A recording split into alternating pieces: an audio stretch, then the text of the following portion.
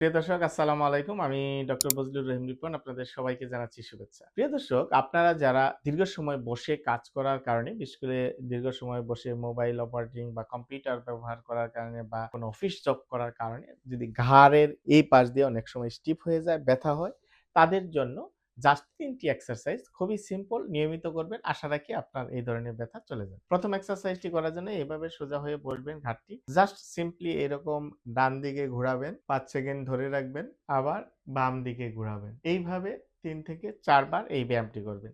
দ্বিতীয় এক্সারসাইজটি করার জন্য আমরা এভাবে সোজা হয়ে বসবো। বসে ঘাড়টাকে এরকম একটু হালকা ঘোরাবো। ঘুরিয়ে এরকম হাতটাকে জাস্ট এরকম ১০ সেকেন্ড ধরে রাখবো স্ট্রেচ করে, দেন রিলিজ। আবার এই পাশে আমরা ১০ সেকেন্ড ধরে রাখবো, দেন রিলিজ।